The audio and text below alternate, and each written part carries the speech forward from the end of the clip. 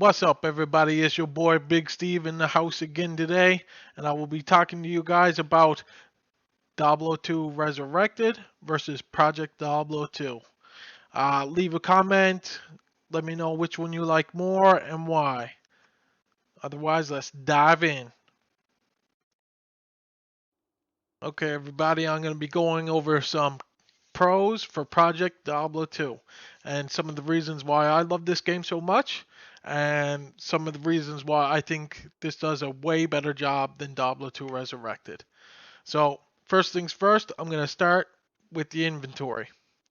Now, as you can see, all my charms are down here below and small charms right here, just like a old style inventory. So charms only work on the bottom half of your inventory down here. So the rest of the space is for picking up items. One of the worst things I hated about old D2 is when your inventory was full, you were not able to pick up anything. And another great thing about the mercenary is you get a few extra items you can add to your mercenary. You can get a belt, gloves, boots, right? Rather than just the armor and the weapon and stuff, you know. Is it just another pro? I'm also going to talk about some of the endgame content. To do Declone and Rathma. Rathma is the new fight in Project Diablo 2. But in order to do these fights, you have to collect materials. Use this one for example, pure dynamic essence. You also have to get a few other materials. Trangul's jawbone is for Rathma.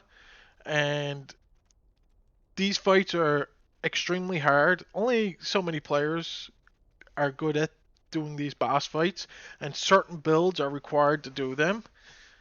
Uh, so if you're the hardcore player and like the challenge, this is something that Project Diablo 2 offers. And also with Uber Tristram, all these fights, Uber, Declone, and Rathma, you only get one chance at. So if you die, the fight's over. That's it. You lose everything. You lose your materials you used to go into the fight. That's the risk you take.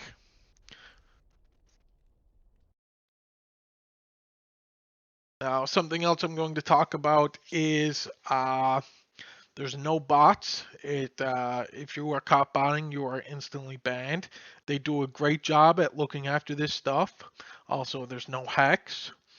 And another one of my favorites is there is no using D2 JSP. If you are caught using these things, you will be banned. At first, it could be a temporary ban, and if you keep it up, it will be a permanent ban. This is something they look after very heavily, so a lot of this does not go on. And another thing I like about this is the Enigma Room word. It doesn't have the skill teleport on it anymore. It has blink, and it only has about 5 charges. So you can only kind of teleport so much.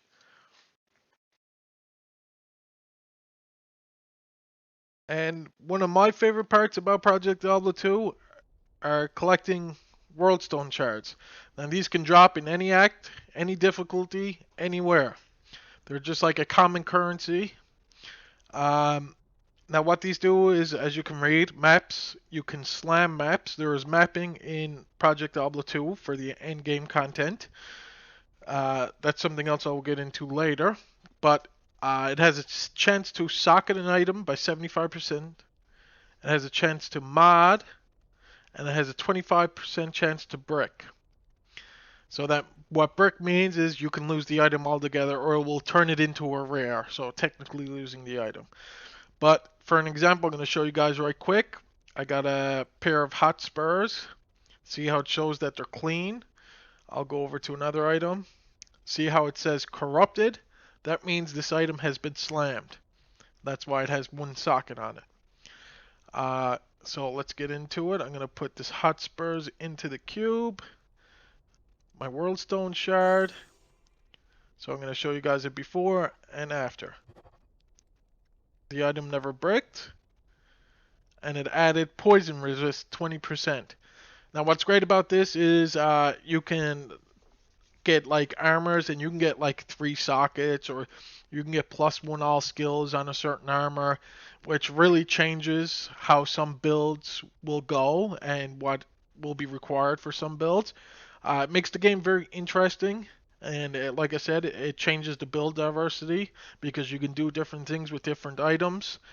Uh, it's one of my favorite parts about the game, and if you were to join, I would say you would have fun with it too. And as I was saying earlier, Project Diablo 2 has maps for endgame. Now, instead of running Chaos Dungeon and Cows over and over, you can still do those. I still do those from time to time. They still give good drops. Just with maps, you can get Tier 1, Tier 2, and Tier 3 maps, so they have a different challenging mode to them.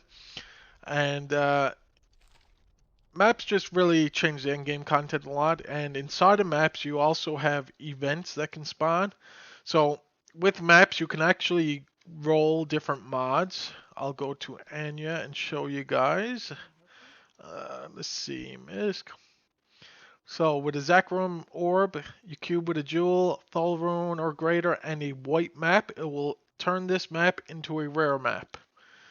So maps can roll different mods. Like it can give monsters like 25% extra health. It can it can give me negative resistances or less PDR, stuff like that. And you open these in Act 5, and just like anything else, it had depending on what you roll, you can roll these with different densities of mobs too. You can get up to like 400% density mobs, which is huge.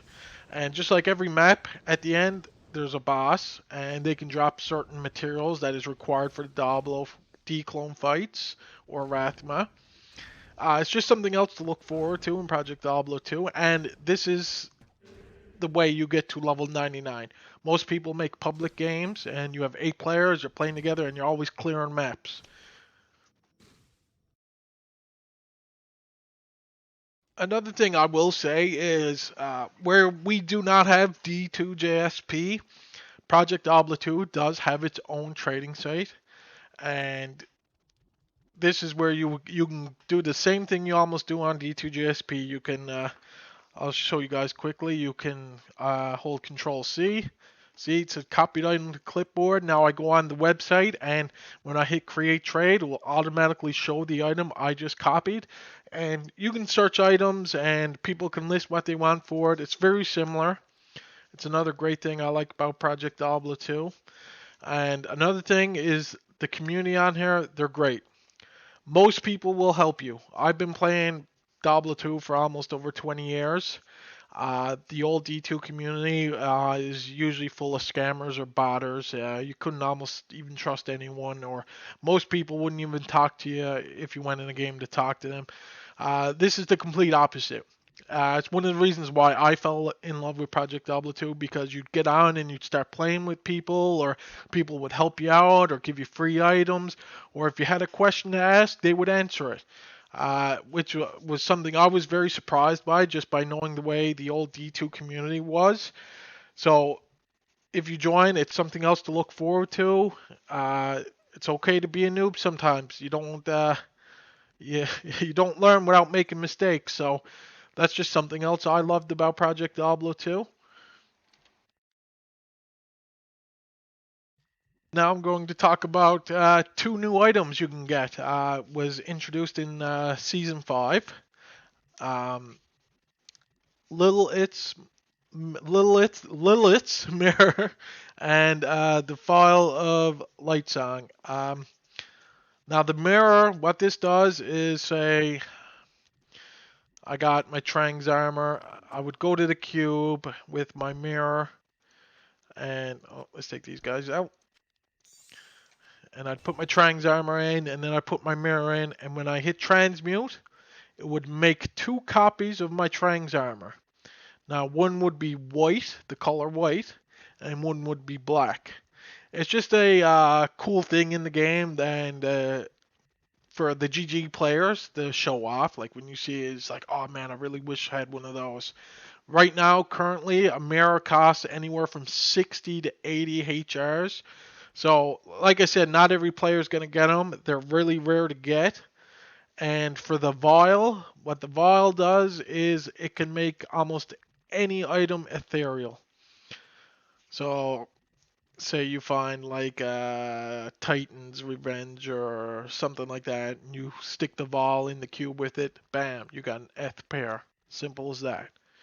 And they usually roughly go for anywhere 10 to 15 HRs. Also in PD2, you're rewarded for doing certain things. Say when a ladder resets, the first three people of a class are, say they get to level 99, they're rewarded with a special glow. So you know how you get set items, you get a full set together, and you got that like yellowish glow around you. When you hit level 99, I believe it is a green glow you get, and for doing certain things. So that's the first three classes, like so the first three barbarians, the first three assassins, all these people will get a special glow. And this also applies for declone. If you're one of the first people to kill the declone, I believe you get a red aura. It's really cool. Like I said, it's one of those things in end games where people see it and they're like, "Oh man, that guy's GG." And for the Rathma fight, I believe you get a blue aura. It's just something you can work towards on ladder resets.